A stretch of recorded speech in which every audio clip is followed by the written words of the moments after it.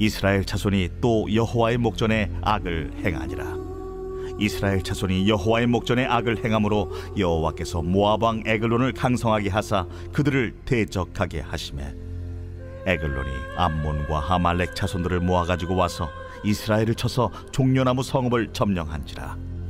이에 이스라엘 자손이 모압 왕 에글론을 18해 동안 섬기니라. 이스라엘 자손이 여호와께 부르짖으매 여호와께서 그들을 위하여 한 구원자를 세우셨으니 그는 곧 베냐민 사람 게라의 아들 왼손잡이 에훗이라. 이스라엘 자손이 그를 통하여 모압 왕 에글론에게 공물을 바칠 때에 에훗이 길이가 한 규빗 되는 좌우에 날선 칼을 만들어 그의 오른쪽 허벅지 옷 속에 차고 공물을 모압 왕 에글론에게 바쳤는데 에글론은 매우 비둔한 자였더라. 에훗이 공물 바치기를 마친 후에 공물을 메고 온 자들을 보내고 자기는 길갈 근처 돌 뜨는 곳에서부터 돌아와서 이르되 왕이여, 내가 은밀한 일을 왕에게 아뢰려 하나이다. 조용히 하라 하매 모셔 선자들이 다 물러간지라. 에훗이 그에게로 들어가니 왕은 서늘한 다락방에 홀로 앉아있는 중이라. 에훗이 이르되 내가 하나님의 명령을 받들어 왕에게 아뢰릴 일이 있나이다.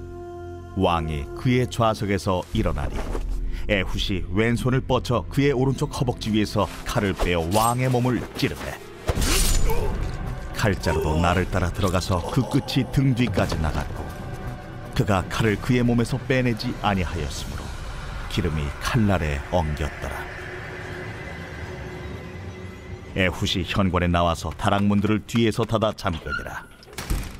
에훗이 나간 후에 왕의 신하들이 들어와서 다락문들이 잠겼음을 보고 이르되 왕이 분명히 서늘한 방에서 그의 발을 가리우신다 하고 그들이 오래 기다려도 왕이 다락문들을 열지 아니하는지라 열쇠를 가지고 열어본즉 그들의 군주가 이미 땅에 엎드려져 죽었더라. 그들이 기다리는 동안에 에훗이 피하여 돌 뜨는 곳을 지나 스이라로 도망하니라. 그가 이르러 에브라임 산지에서 나팔을 불매 이스라엘 자손이 산지에서 그를 따라 내려오니 에훗이 앞서가며 그들에게 이르되 나를 따르라! 여호와께서 너희의 원수들인 모압을 너희의 손에 넘겨주셨느니라. 무리가 에훗을 따라 내려가 모압 맞은편 요단강 나루를 장악하여 한 사람도 건너지 못하게 하였고 그때에 모압 사람 약 10,000명을 죽였으니 모두 장사요 모두 용사라. 한 사람도 도망하지 못하였더라. 그날에 모압이 이스라엘 수하에 굴복하매 그 땅이 80년 동안 평온하였더라. 에훗 후에는 아나세 아들 삼갈이 있어 소모는 막대기로 블레셋 사람 600명을 죽였고 그도 이스라엘을 구원하였더라. 재버릇 개 못 준다라는 속담이 있습니다. 한번 몸에 밴 습성은 고치기 어렵다라는 의미입니다. 본문의 이스라엘 백성들에게 어울리는 속담입니다. 온니엘의 지도 아래 이스라엘은 40년 동안 다시 평안을 누렸습니다. 그런데 이스라엘은 또다시 여호와의 목전에 악을 행합니다. 12절입니다.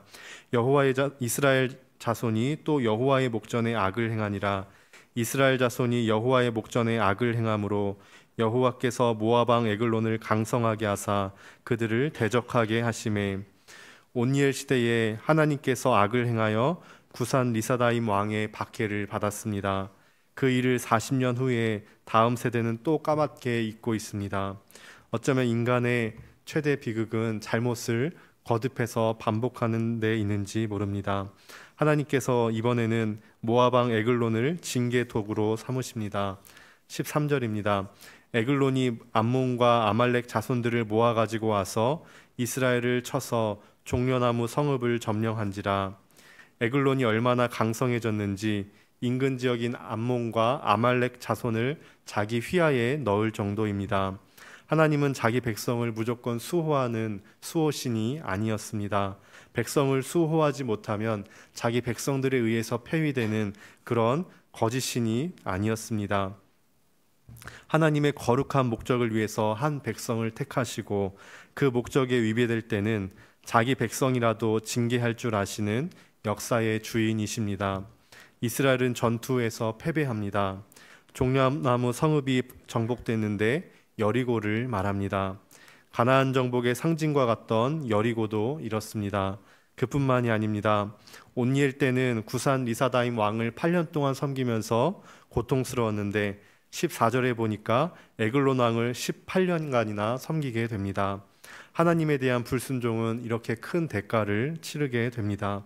대가를 치러야만 비로소 인간이 하나님의 말씀에 귀를 기울이는 것은 어제 오늘의 일이 아닌 것 같습니다. 15절에 이스라엘이 고통 중에 부르짖습니다. 그러자 하나님께서는 구원자를 세우셨습니다. 놀랍게도 하나님께서 세우신 인물은 예상 밖의 인물입니다. 선택된 구원자는 왼손잡이 에훗입니다. 요즘은 왼손잡이, 왼발잡이를 장애로 여기지 않습니다. 축구의 왕 리오넬 메시도 왼발잡이입니다. 그런데 고대 이스라엘에서는 그렇지 않습니다. 왼손잡이는 자연스럽지 못한 사람으로 간주됩니다. 왼손잡이라는 뜻 자체가 오른손에 제한이 있는 사람을 왼손잡이라고 이렇게 의미를 붙였습니다. 어쩌면 에훗은 오른손에 장애가 있는지 모릅니다. 오른손이 조막손이었을, 손가락이 없거나 오그라들었을 가능성이 큽니다. 이 에훗은 베냐민 지파였습니다. 베냐민의 뜻은 오른손의 아들입니다. 하필 오른손의 아들들 중에서 오른손 장애를 가진 에훗을 택하신 이유가 무엇일까요? 저와 성도님들께 진정 필요한 것은 우리의 예상과 기대를 초월하여서 역사하시는 하나님을 기다리는 마음입니다. 이스라엘 자손이 에훗을 의탁하여서 모압 왕 에글론에게 공물을 바칩니다. 오른손을 사용하지 못하는 에훗이 공물을 바치면 왼손잡이의 이 왕의 경계심이 풀어질 겁니다. 두려워할 필요가 없었을 겁니다. 그런데 여기서 왼손잡이의 장점이 발휘됩니다. 왕을 아련하려면 몸 수색을 당할 텐데 오른손잡이가 흔하니까 칼을 보통은 왼쪽에 찹니다. 그런데 칼을 우편 다리 옷 속에 차면은 수색을 당하지 않았던 것 같습니다. 에훗은 길이가 40cm 정도 되는 칼을 우편 다리 옷 속에 숨깁니다. 이렇게 철저한 준비를 갖춘 후에 에글론에게 공물을 바치러 갑니다. 그러면 에글론 왕은 누구인지 17절에 소개합니다. 공물을 모압 왕 에글론에게 바쳤는데 에글론은 매우 비둔한 자였더라. 에글론에 대한 묘사로 한마디 나오는데 심히 비둔한 자라고만 합니다. 에훗은 공물을 바치고 왕에게 고합니다. 제가 은밀한 일을 왕에게 고하려 하나이다. 왕은 주위 사람을 바로 물립니다. 왕은 서늘한 다락방에 혼자 앉아 있습니다.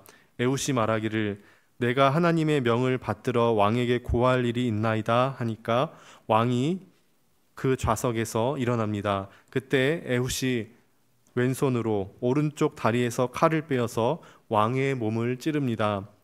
그때 칼자루도 날을 따라 들어가서 그 끝이 등 뒤까지 나갑니다. 에훗은 칼을 몸에서 빼어내지 않아서 기름이 그 칼날에 엉겨 붙었습니다. 비둔한 에글론 왕은 에훗의 칼날을 피하지 못한 겁니다. 에훗은 에글론 왕에게 은밀한 일이 있다고 했는데 이 일이라는 히브리어가 물건이라는 뜻도 있습니다. 은밀한 일이라 하면 마땅히 왕으로서 조심해서 주위의 사람들을 물리지 말고 있어야 했는데 에글론은 은밀한 일, 은밀한 물건을 좋아하는 탐욕스러운 군주라는 것을 보여주기 위해서라도 에글론이 심히 비둔했다라고 표현합니다. 에글론의 비만은 통제하지 못하는 탐욕을 암시합니다. 인간은 쉽게 탐욕의 종이 됩니다. 탐욕이 자신을 파멸시키는 은밀한 일로 사용되는 것도 모르고 탐욕의 종이 되어서 그 길에서 떠나지 않습니다. 그런데 심각한 것은 그리스도인들조차도 탐욕으로 점차 비둔해지는 것은 아닌가 하는 것입니다. 이 점에서 영적인 다이어트를 할 필요가 있습니다. 본문은 이런 점검을 해보게 합니다. 내 삶을 비둔하게 하는 탐욕을 불나방처럼 분별 없이 쫓아가고 있는 것은 아닐까. 에훗은 에글론을 죽이고 현관에 나왔습니다. 다락문들을 닫아 잠그고 태연히 돌아갑니다. 이를 본 에글론 부하들은 다시 왕이 있는 다락방으로 돌아갔습니다. 그런데 다락문이 잠겨 있습니다. 신하들이 말하기를 필연 다락방에서 발을 가리우신다 합니다. 대변을 본다는 뜻입니다. 칼에 찔린 에글론의 몸에서 그 충격으로 대변이 흘러나온 것 같습니다. 한글 성경에는 번역되어 있지 않지만 히브리어 성경에는 대변이 나왔다는 표현이 있습니다. 대변 냄새를 맡고 그렇게 생각한 겁니다. 부하들은 오래 기다려도 왕이 다락문을 열지 않으니까 그제서야 열쇠로 문을 열어봅니다. 왕이 이미 죽어서 땅에 엎드러져 있는 모습을 그제서야 발견합니다.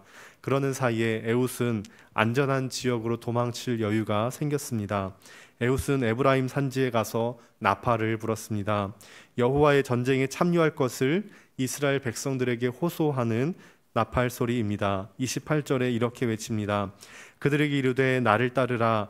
여호와께서 너희의 원수들인 모압을 너희의 손에 넘겨주셨느니라. 그러자 이스라엘 무리들이 에훗을 따릅니다. 이스라엘 자손들은 요단 나루턱을 장악하고 모압 사람 1만 명을 쳐서 죽였습니다. 18년간 이스라엘을 박해하던 모압 세력이 일시에 섬멸되는 순간입니다.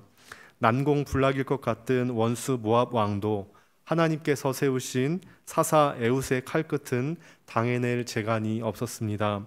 전쟁 승리의 요인은 병력의 우세, 화력의 우세에 있지 않습니다. 여호와의 전쟁에 헌신한 단 한 명의 지도자만 있어도 승리는 확실했습니다. 오늘날 한국교회에 필요한 것도 여호와의 전쟁에 헌신된 탁월한 지도자일 것입니다. 겉으로 보면 한국교회는 성장을 거듭해와서 안식을 누리고 있는 것처럼 보입니다. 그렇지만 자세히 들여다보면 어느 순간 세속주의에 의해서 정복당한 면도 적지 않습니다. 세속주의에 대항하는 거룩한 전쟁의 진군 나팔 소리를 울릴 에훗과 같은 지도자를 갈망하게 됩니다.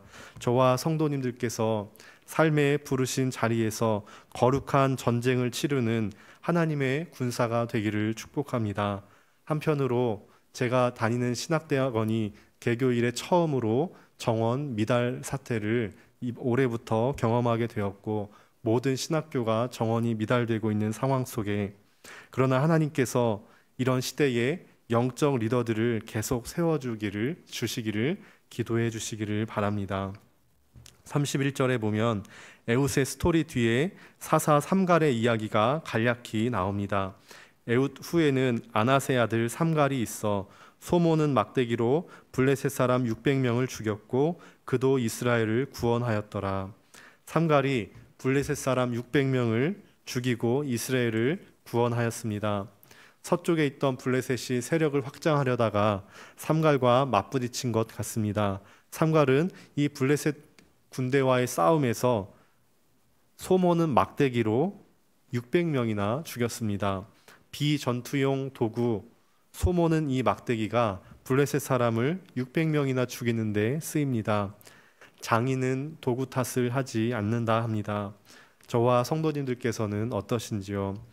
여호와의 전쟁의 용사로 부름받았는데 무기 탓하며 내가 섬기는 부서나 가정이나 직장의 분위기나 재정과 능력의 한계, 여러 어려움만 탓만하며 그 자리에 머물러 있는 것은 아닌가 하는 질문을 던지게 됩니다.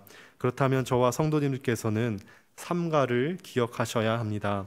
오늘 부르신 찬송 352장의 1절 십자가 군병들아 주 위에 일어나 기 들고 앞서 나가 담대히 싸우라. 주께서 승전하고 영광을 얻도록 그 군대 거느리사 이기게 하시네. 소모는 막대기로 600명의 블레셋인들을 쳐 죽인 삼갈처럼 현실의 한계를 탓하지 않고 성령의 능력을 힘입어 삶의 자리에서 여호와의 거룩한 전쟁, 하나님의 말씀대로 살아내는 전쟁, 내가 있는 곳에 그리고 내가 만나는 사람들과의 관계 속에 하나님 나라가 임하게 하는 전쟁을 멋지게 감당하시는 저와 성도님들 되시기를 축복합니다. 기도하겠습니다.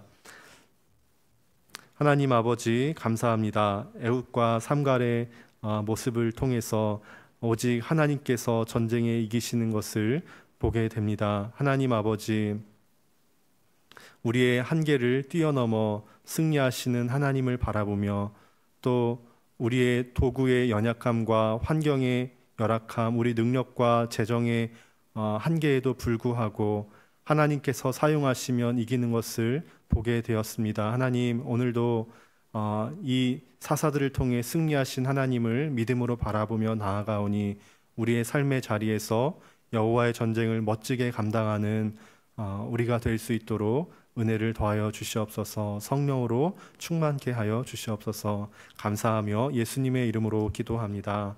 아멘.